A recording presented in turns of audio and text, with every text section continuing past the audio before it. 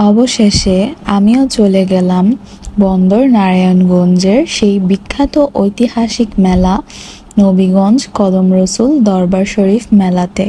মেলাতে গিয়ে গোলগাপ্পা, ডিম কেক, চিকেন পুলি, ফ্রুট আইসক্রিম সহ আরও কি কি খেলাম এবং কীরকম মজা করলাম তাই শেয়ার করব আপনাদের সাথে।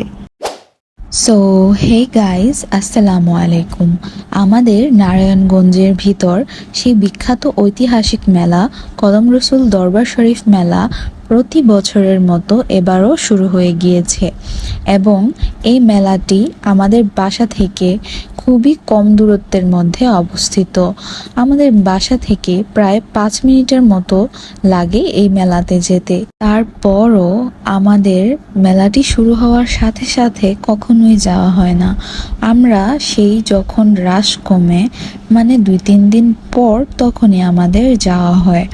এই মেলাটি নারায়ণগঞ্জ বন্দরের নবীগঞ্জে অবস্থিত।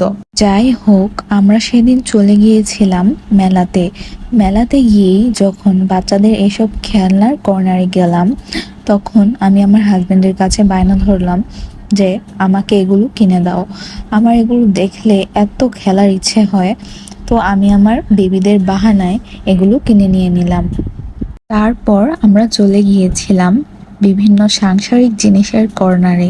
সেখান থেকে আমি কেকের বিভিন্ন জিনিসপত্র কিনে নিয়েছিলাম, একটু কেক বানানোর ট্রাই করব তাই। দেন আমরা চলে গিয়েছিলাম বিভিন্ন রাইডের সাইডে, যেখানে ছোট থেকে শুরু করে বড়দের বিভিন্ন রাইড উঠেছিল। সবাই সেখানে খুব মজা করছিল, একটা মেলা মেলা আমেজই ছিল অন্যরকম। তারপর আমরা মেলার সাইডে নদীর পাড়ে চলে গিয়েছিলাম। সেখান দিয়ে আমরা একটু হাঁটাহাঁটি করছিলাম। সেখানেও খুব ভালো লাগছিল, কারণ মেলাটি ছিল নদীর একদমই দেন আমরা প্রথমে ঝালমুড়ি খেলাম, যা আলু দিয়ে তৈরি ছিল। আমরা উঠেছিলাম নাগরদোলায় এবং বাচ্চাদের উঠিয়েছিলাম তাদের জন্য তৈরি রাইডে। আমার বেবিটা সেখানে খুবই মজা করছিল, মাশাআল্লাহ। আমরা চলে গিয়েছিলাম খাবারের কর্নারে। গিয়েই দেখি তারা কি যেন একটা ভাজছে।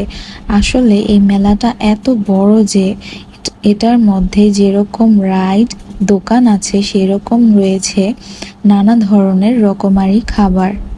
তারপর আমরা নিয়েছিলাম ফ্রুট আইসক্রিম, সবাই ফ্রুট আইসক্রিম খেয়েছিলাম। দেন আমরা চলে গিয়েছিলাম বিভিন্ন ভাজা পোড়ার দোকানে। সেখানে বিভিন্ন ধরনের ভাজা পোড়া আইটেম এবং মেলায় যেসব জিনিস খাবারের জিনিস ওঠে সেগুলো ছিল। তো আমরা সেগুলো কিছু কিছু করে নিয়ে নিয়েছিলাম বাসায় যেয়ে খাবো বলে। লাস্টে আমরা চলে গিয়েছিলাম গোলগাপ্পা খেতে। আমার গোলগাপ্পা খেতে অনেক ভালো লাগে, কিন্তু মাঝে মধ্যে টকের মধ্যে একটু কেমন যেন গন্ধ পাওয়া যায়, কিন্তু এই গোলগাপ্পাটা খেতে অনেক মজা লেগেছিল। আমার অনেক ভালো লেগেছিল, সব থেকে পছন্দ হয়েছিল এই গোলগাপ্পাটা। তারপর আরেকটা দোকানে গিয়ে আমার হাজবেন্ডকে আরেকটু জ্বালাতন করছিলাম যে আমাকে একটা পিস্তল কিনে দাও, মেলা আসবে আর আমি পিস্তল কিনবো না, এটা তো হতেই পারে না। তারপর সে আমাকে কিনে দিল এবং আমরা মেলাতে একটা ভালো সময় এবং সুন্দর মুহূর্ত কাটিয়ে বাসায় চলে গেলাম। টাটা।